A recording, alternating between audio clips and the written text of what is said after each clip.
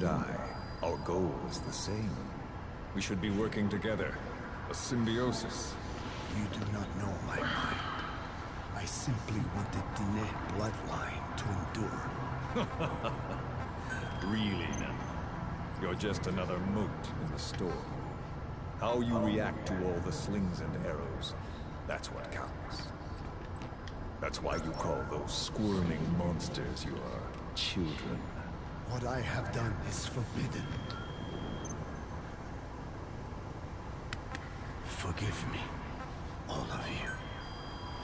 The world should be left the way it is. You of all men should know that.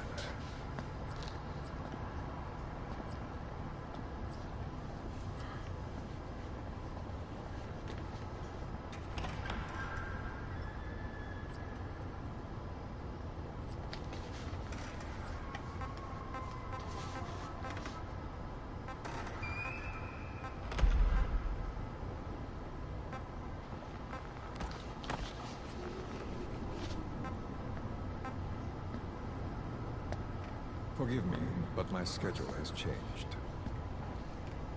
The time for grace and good manners has now run out. Please. Torture will not work on me. Sure you know this. Oh, I have no intention of getting rough with you. You haven't been beaten. Your hands aren't even tied. Just like me, you live in symbiosis with countless parasites. What wounds I might inflict, they'll patch right up. You might feel considerable pain, but I've no doubt you can withstand it. Then what do you plan on doing? I have a soldier standing outside. Nothing special about him, except that he always obeys. I have given him one instruction. Whenever I ring this bell, he passes on a message for me. That message is simply, go. What is this? After that, though, it gets complicated. The message will arrive at a room, a little bigger than this one. Nothing special. Some of your people are in this room, surrounded by my men. Enough of this. They pick them at random. No regard for age, gender. In that, I suppose, they're different from you. Not as discriminating. They tied them up, one by one, blindfolded them. We had to maintain order, you understand? You bastard. Go. When they hear that, my men will pick one of your people and infect them with the parasite. Your parasite. It won't work on my people. True. The vocal cord parasite doesn't respond to your language. But what about English? An English strain. It exists. A ring of this bell, and they infect one person. If that person abandons the Navajo language, the English strain will trigger symptoms. You monster. So, it's quite simple. Every time I ring the bell, another of your people is infected. Don't do this. I don't want to do this. I'd rather not have to ring the bell, which is why I'm hoping you will talk to me. What do you want? What else could you possibly want? You know the answer to that. How to prevent the symptoms caused by the anesthesia specialist. Like did I lose Malik again? Forget the idea. Forget it. Unlikely. I will never tell you. What have you done? You made me do that. You black-hearted. Settle down. Don't use it again. Well, that is up to you. All you need to do is tell me what I want.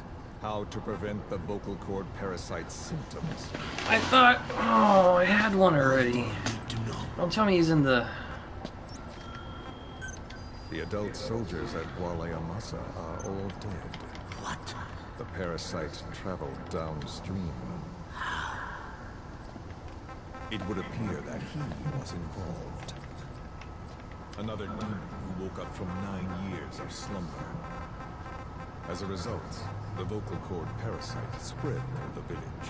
I told you this would happen. It was an unfortunate accident. He is becoming an annoyance.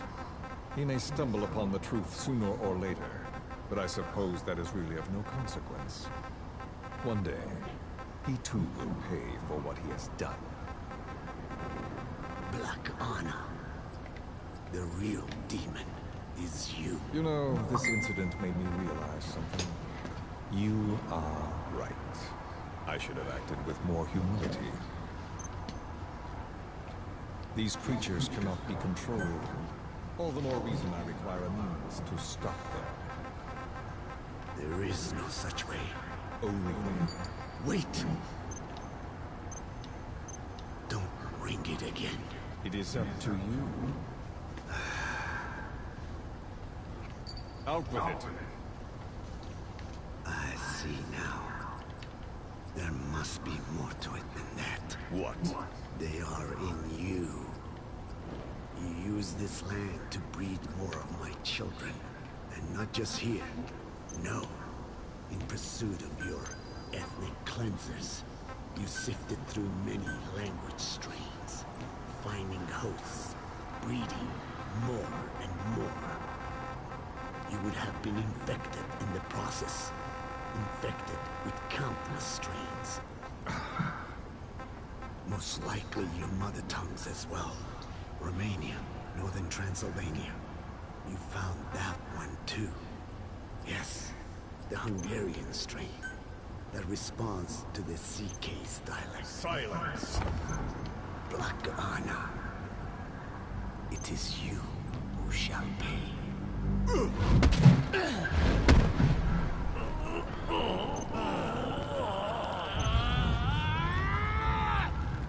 Oh, they're fighting. Retaliation, old man. Let my people go and never bother them again.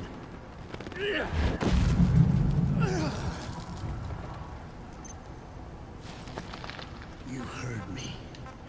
What now? What? No! What are you doing? I am not afraid. I probably have every language strain inside of me. Meaning all the world's languages are already lost to me. But that suits me fine. If need be, I myself can produce whatever strain is needed. And that means nothing to you. If you are infected, you can never again speak your mother tongue. Otherwise you will die. As will every one of your countrymen. A few words here and there won't trigger the symptoms. And besides, the time is not yet right to show this face in my homeland. Not until my revenge is complete. Now... Stop! We're out of time. I have to get going. Well... No!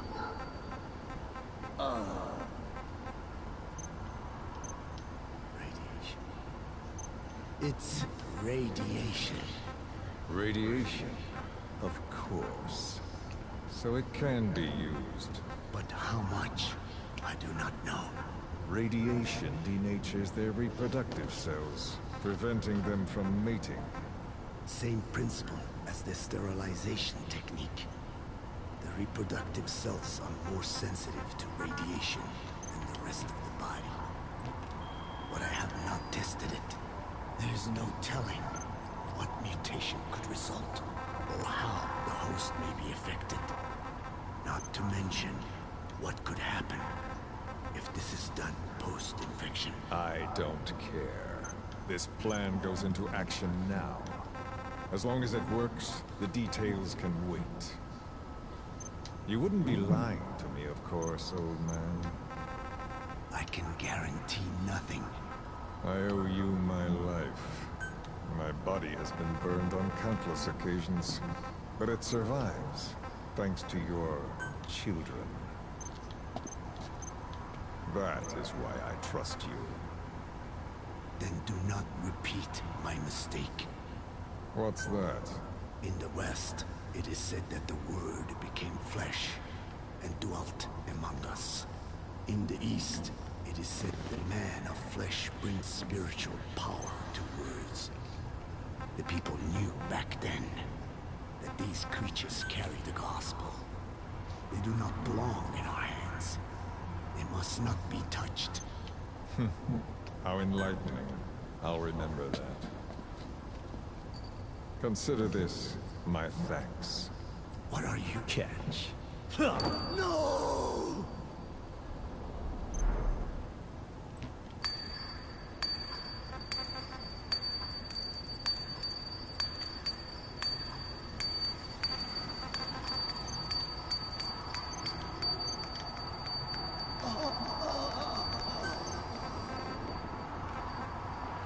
Well then, I'm afraid it really is goodbye this time, Code Talker.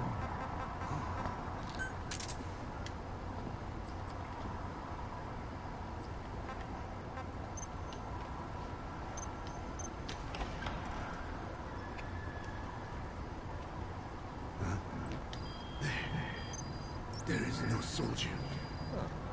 Now where did he run off to? Guess he wasn't as obedient as I thought. There never was any soldier. So long. You! How dare you! How dare you! No, you!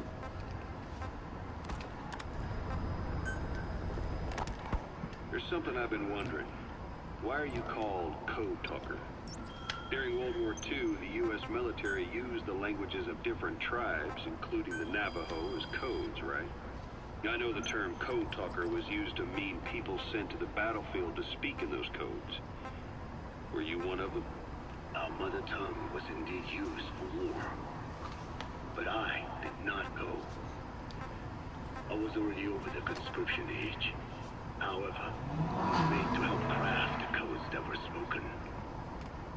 So in a wider sense, you could call me a code talker for that. Navajo is a complex language, and virtually no one outside the U.S. speaks it. They must have thought it was the perfect language to use as a code. Yeah, in the end, the Japanese never cracked it. The cipher is king in information warfare. Of course, they didn't simply speak in Navajo. They created substitutions for words according to a code book, and then translated those into our language. Young Diné was sent to the front lines of the Pacific Theater as code talkers. To fight is an honor for the Diné. They were the pride of our people. But I cannot say this history brings me joy. Words are alive. When they are spoken, life is breathed into them. They become a part of the listener. Our words were transformed into lifeless ciphers and used for war. This, after the Black Ana spent generations suppressing the language. Yeah, I'm sorry. I guess we shouldn't be calling you Code Talker, huh? No, I do not mind. The reason Skullface called me Code Talker was because I also am responsible for coding the language into the vocal cord parasites. I am the same as those young warriors, used for a cipher's sake. I must never forget that. The name, Code Talker, is a lesson carved into my being. You said Skullface ordered you to weaponize the vocal cord parasites. But you also said he wasn't the reason. And he wasn't. I was seduced by the parasites. That is a fact. How? You mean from your curiosity as a scientist? That I cannot deny. But there is more to it. The story goes back to the 19th century, to my earliest memory. One day, a man from the government visited our Hogan, our home. I cried as he yanked me from my mother's arms and took me away to an Indian boarding school. From that day forward, I became George. This was the name my teacher gave me. I was forced to give up my Diné name, forbidden from speaking.